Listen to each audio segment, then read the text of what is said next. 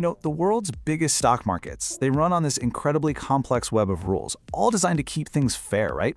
But what if I told you that until very, very recently, some of the most powerful players on that field were playing by a totally different and frankly a much looser set of rules? Let's dive in. So it really begs the question, when we're talking about US stock markets, the biggest in the world, do all company insiders, the executives and directors who are closest to the action, do they actually play by the same rules? For a really long time, the answer to that question was, believe it or not, a flat no. There was this huge gap in the regulations that created what a lot of people saw as a completely unfair advantage.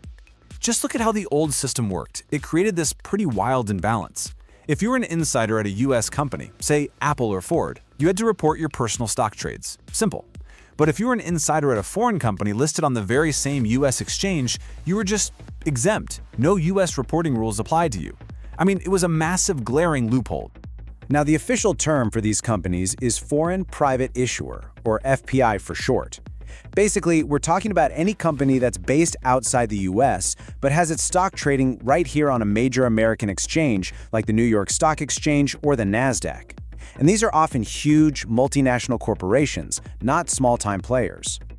Yeah, something like that couldn't last forever. As you can imagine, concerns about fairness and transparency just kept growing, until finally, the US Securities and Exchange Commission, the SEC, decided it was time to step in and close this loophole for good.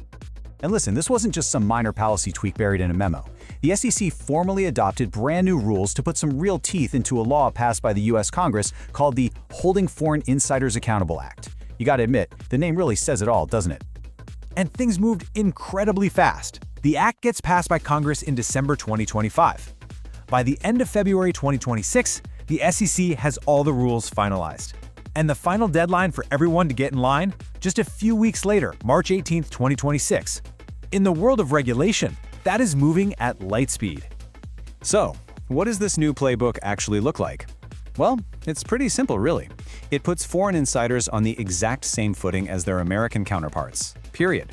They now have to file reports on their initial stock holdings, and that includes their beneficial ownership, which is key. It means you can't just hide shares in your spouse's name or a trust. If you control it, you report it. From then on, they have to disclose every single trade, using the exact same forms and meeting the same tight deadlines.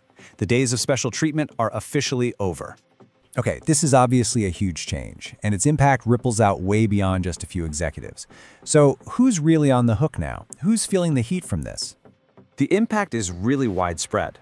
Of course, it directly affects the directors and senior officers of these companies. But it also puts the FPIs themselves, the companies, on the hook. Their legal and compliance departments suddenly have this whole new, complex world of US regulations to deal with. And even big institutional investors have to adapt, because they now have a whole new fire hose of insider data to analyze. And let me be perfectly clear, this isn't optional. The stakes are incredibly high.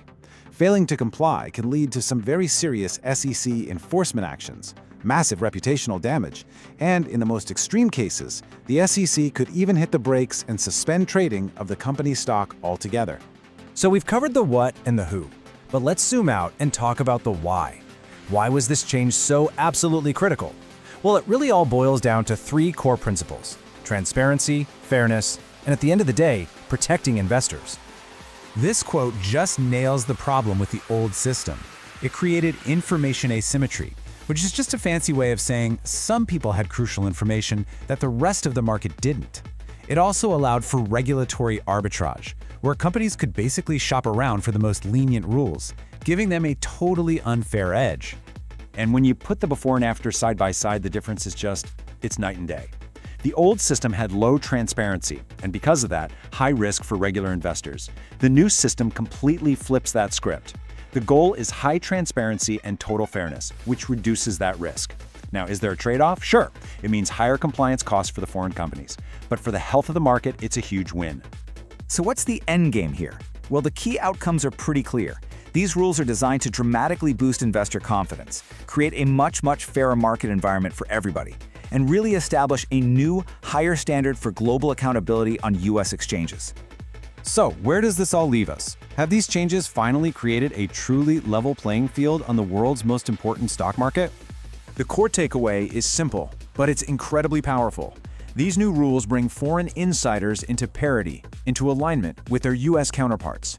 It is a massive step toward a single, consistent standard for anyone who wants to play in the deep pools of capital in the American markets.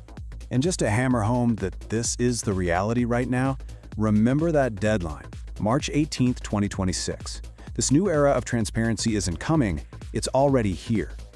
All of which leaves us with one final, pretty big question to think about. We've just watched a major regulatory blind spot get fixed.